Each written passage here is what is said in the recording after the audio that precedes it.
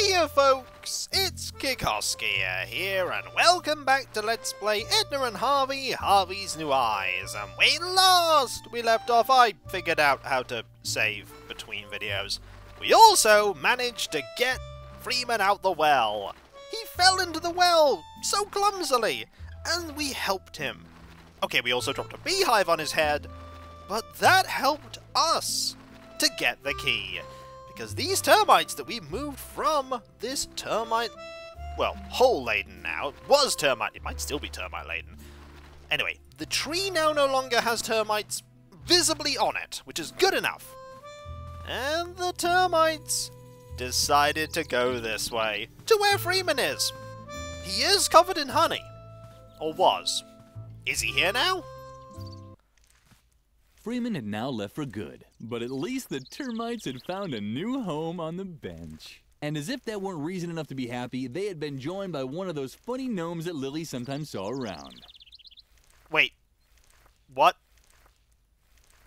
Funny gnome? Okay. Freeman had left the cellar key for Lily. How nice of him. What actually happened to Freeman? I don't know, but I'm gonna take the key. There we go, it's mine now. Freeman had left the cellar key for Lily. How nice. Okay, that's the same. Let's use it on the rake. This hadn't been very effective. Fair enough. Lily understood the principle of locks and keys, even if it sometimes appeared otherwise. Fair enough. We could use this on... Okay, we can't do anything else here. At all, actually. And while we could... Actually, there was something there we could look at, which was... the termites. It looked like the termites had found a new home. And one of the gnomes that Lily saw now and then was in the process of painting it in various colors. Too bad that Freeman was no longer here. He would probably have liked it too. I'm really curious about those gnomes, but Lily seemed to be enjoying the spectacle of the termites, and we will show Edna the key. Then we can get the shovel and dig up the flower beds and finally be done with the first part of many. Would you like to look at this? Is that the cellar key? Uh-huh. Wow! Lily, you're a genius! I'm sure you'll find a tool in the cellar that will help us here. I hope so. Let's go. And all we need to do is use the rake on the cellar door. This'll surely solve my problems. The cellar door could only be opened with the correct key. Darn it. Fair enough. Key. Mother Superior had strictly forbidden the children from playing in the cellar. On the other hand, Lily had a task to finish. She did. Into the cellar we go. We're gonna get locked in here, aren't we? So, let's look at the cans of food. Oh, we can take them. Let's have one. Lily got along great with Doris, the lunch lady. That's why she knew Doris would start throwing knives if anyone messed up her pantry. Fair enough. What about the air hammer? That, however, we could take. Lily knew that this device was called an air hammer, but she didn't know why anyone would want to hammer air. Could we combine these? This hadn't been very effective, but fair enough. What about the wool? Lily could no longer destroy her things. Oh, okay, fine. What about the shovel? A shovel? That's exactly what Lily needed. Excellent. And now we shall obviously look at it. A shovel? That's exactly the same dialogue. What about shovel with wool? Today was Lily's lucky day. She hadn't found so many new toys in a very long time. Marvelous. Now the stove. We can go into the stove? The stove was black and empty, just like the mirror that always appeared in Lily's dreams. Oh.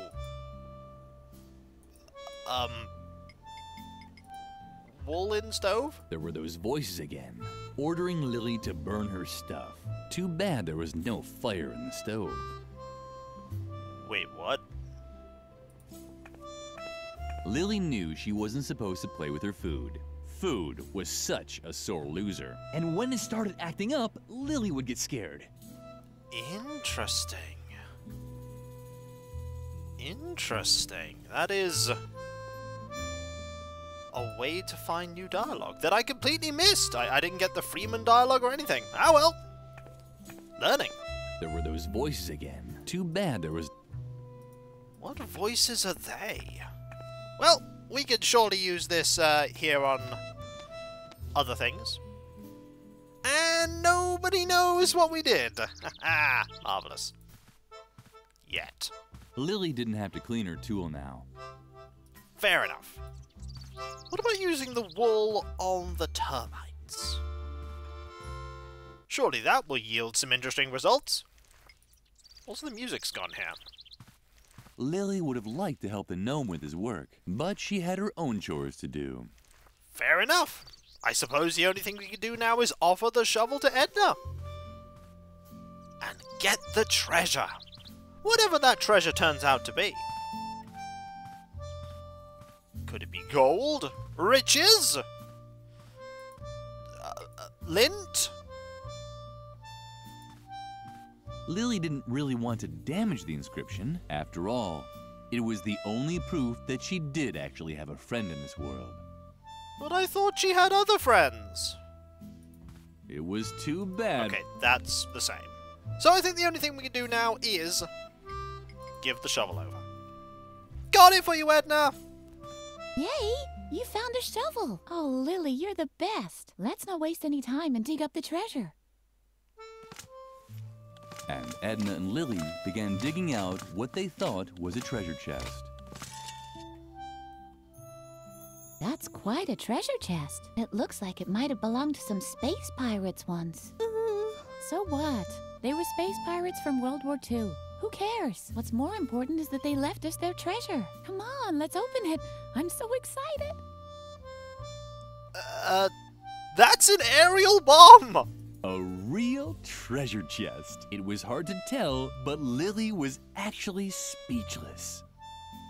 Come on, let's open it. I'm so excited. Okay. Come on, let's open it.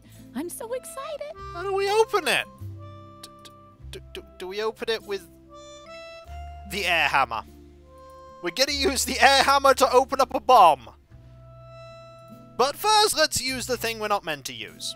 That's not gonna work. We need a tool with a bit more oomph. Okay, game's blatantly hinting. What about the shovel? Yippee! You did it! And what's that supposed to be? Those space pirates must have led a pretty miserable life if this was their most precious treasure. Well, at least we have a fabulous chest, and I already have an idea what we can do with it. We'll bury our own treasure. Do you have anything on you? Some wool from embroidery class? Wow, that's perfect! Our friendship ribbon, the string that ties us both together, so to speak. Come on, put it in there. Now we just have to bury the chest again and... Lily! Where did that brat disappear to now? Lily! That's Mother Superior. What does she want now? We should check before she explodes. You have to be careful, you know? That took much too long for my liking. Is everyone finally here? Freeman is missing, Mother Superior.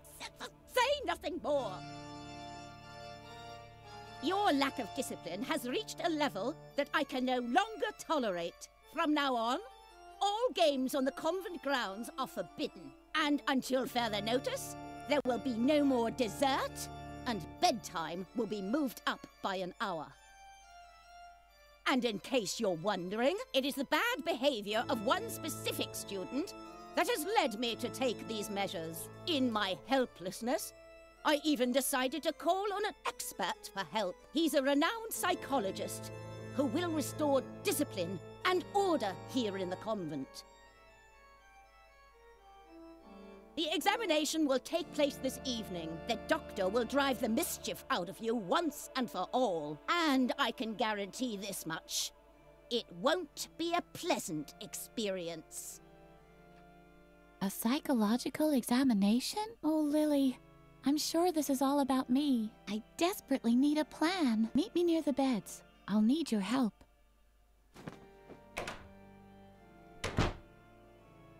You have the rest of the day off to think about what you've done wrong. I'd better not hear that you've used the time to create more mischief. And, Lily, I'm expecting you in my office. Now! I'm very disappointed in you, Lily. Can you ever do anything right? Oh, not another word. Your constant excuses just make me even angrier. And now just don't stand around like an idiot. Well, get a move on. Feed the cat. Can't you see how emaciated Lumpy has gotten again? Oh, stupid child! So I get the feeling, yeah, no one ever listens to you, Lily. Ever. Also, there's cat food. And the dumbwaiter. And the potted... There's a lot of things wrong with this room. You included. Stop dawdling. Feed the cat. Okay. Is that really so hard to understand? Feed the cat. Okay, I'm gonna look at everything else first. I'm waiting. Oh. I'm waiting. Okay, fine. I'll feed the cat after I've looked at everything else. The cheerful flower seemed to like Lily. At least it bent forward just a touch when Lily came close. That's not great. And there's Lumpy. Lumpy was hungry, or he was tired, or bored. It was always hard to tell with him. Yeah, that's cats for you. That painting blatantly has holes in it. Woohoo! Yeah, that has holes in it. Either there was a picture missing here, or there was one too many hooks. Probably a missing picture. And the bowl. Lumpy's bowl was nicely decorated. Life as Mother Superior's pet was probably wonderful and fulfilling. I sort of doubt that. So, let's go get that food. There really was a can of cat food in the dumbwaiter. There wasn't much for Lily to mess up this time. Well, there is the potted plant. Unless she presses the button. Okay, let's look at this. Life as Mother Superior's pet was probably wonderful and fulfilling. Clearly, we need to combine this with this. Lily knew she wasn't supposed to play with her food. Food was such... And when it started acting up... That's fine. Would you like this? No. I'm waiting. Okay, fine. I'll feed the cat. Stop! What on earth are you doing? Bad, Lily. Very, very bad. You should really know that Lumpy doesn't eat regular cat food. But you've disappointed me for the last time. Here's the recipe for the right cat food. Bring it to Doris, the lunch lady. It contains exact instructions for preparing Lumpy's food. Doris can also find my lunch order for today on there too. Do you understand? Uh-huh. And now, get out. I have to prepare for Dr. Marcel's arrival. I'm hoping that his new method of correcting character flaws will save me this kind of trouble in the future. Uh-oh. Uh-oh. Lily felt miserable. Maybe Mother Superior was right, and this character correction would make everything better. The thought made Lily shudder. She had heard stories about Dr. Marcel. Dreadful stories. She should tell Edna the news. I don't think I'm just Dr. gonna... Marcel, you say? This confirms my worst suspicions. The doctor and I still have an old score to settle. I'm sure he's coming because of me. Lily, I can't stay here any longer. I'm going to leave the convent and go into hiding for a while. There's just one catch. That guy Garrett, who's constantly lurking around. I think he's spying on us for Mother Superior. So long as he keeps poking his nose into everything, I can't move freely. Do you think you can find a way to keep him off me for a while? Uh-huh. Oh, Lily, you're such a gem. What would I do without you? Right, so... Marcel! That's bad. Also, everybody trampling all over Lily. That's bad too. Poor Lily. Like, the Mother Superior literally set her up to fail. There was the cat food, but she knew it wasn't the right cat food. Poor Lily. There are quite a few things in here that we can look at. And by things, I mean 3 things. Embroidered pillows, marbles, Edna hiding. You're not doing a good job of hiding, Edna. Lily didn't have any talent. Mother Superior only allowed her to embroider crosses and lines. But Lily could barely manage even those and often received a scolding. That's because Mother Superior doesn't like anyone, it would seem. Lily didn't know what to do with all these brand new marbles. Up until then, she had always played marbles with severed dolls' heads. At least they had talked to her while she played. Can I have them? Yes, I can! Marvelous. Can I combine them with the... let's look at the recipe. Lily would read the recipe later. After all, she wasn't supposed to make the food herself, but simply take Doris the recipe. Fair enough. Can we combine these things together? Hope we can. Lily had a recipe for cat food, but not to solve her problems. Oh. Hey, Edna. Lily had never seen Edna so worried. Not even the night that she set fire to the vestry. She's not even blinking. And? Are you making progress? I need to ask some questions. Oh, he's got an eye patch now. Not so loud. Dr. Marcel's ears are everywhere. If you listen closely, you can even hear the wind blowing in his ear hairs. That guy is no joke, but you know the rumors, so watch out for him. He is evil. Evil. Evil! Let's ask about Garrett. Cool. So you've been working on your imitating animal voices number. You can tell me about it later, okay? Oh. First, we have to get rid of Garrett. I'm sure he's spying for Mother Superior. I get the feeling that's probably not the case. We also need to ask about you. I'm sorry that I can't help you, but I can't risk Dr. Marcel finding me. You know what they say about him. It's all true. Except the story with the orangutan. I made that one up. Thanks for the clarification. Okay, go back to hiding. We'll look around the dormitory. Conveniently, we have the entire rest of the day off so that we can just walk around. So what else do we have here? We have Shy and Suka. Lily had always thought Shy was very pretty, much prettier than herself. But cutting off a girl's hair while she was sleeping so that you could use it to make yourself a wig just wasn't right. That's why Lily returned each night to her bunk without actually doing anything. Hello! Shibuya power! Shibuya power! Volcano Pananoka! Shiny Rainbow Miyazaki! Shing! Shing! What? Shibuya power! Shibuya power!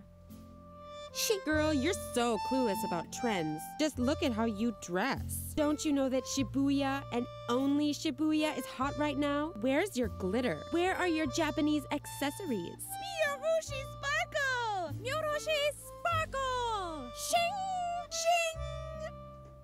Shing! Oh man, you're really out of it, Lily. Okay, we're wearing the exact same clothing as Shy here. Why are you gawking at my hairdo? Don't tell me you've got your eye on my original Marushu Naoki hairpin. Can you believe it, Shy? Don't believe, just know. The Warriors of Light see with the power of love. Just who does she think she is? Hiroyoshi Superfrog's arch enemy Soki Nuroshi Mayayoki Hagatsu? Down with the dark forces. Trust in the elf magic of the glitter dust. Exactly. Everyone knows that a real Shibuya girl will only part with her hairpin if it's a real emergency, and only if facing death. Miyorushi Sparkle!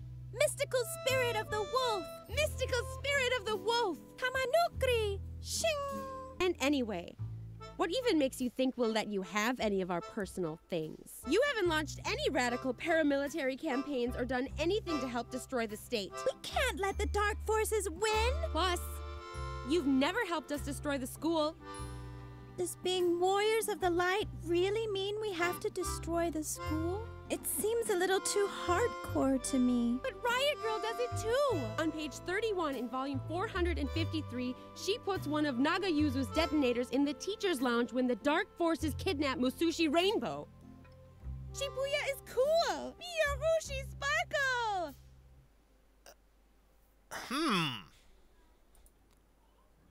I have several questions, none of which can be answered by these two people most likely, but when we come back we will try and talk to the other one and likely achieve nothing, and then we will head to the main hall, the only place we can go to, as I imagine we can no longer go outside. Or can we? Time will tell. And so, when we come back, folks, the continuation of our puzzling adventure, as we try both to deliver the recipe to the lunch lady and also hide Edna away from Marcel. And figure out what Garrett's doing. And try and make sure we don't get into any more trouble. I get the feeling we're going to get into more trouble regardless of what we do. That's pretty much an inevitability. Also, these two people are not blinking. Why are they not blinking? They should be blinking. I have even more questions now. And so, I'll catch you next time, folks. And I'll see you then. Later. So far, not as many interactions with characters and things. That makes me a bit sad. But it's still got that great spark that Edna and Harvey the Breakout had. Just a little less of it. So far. Might change. I hope it will. Later.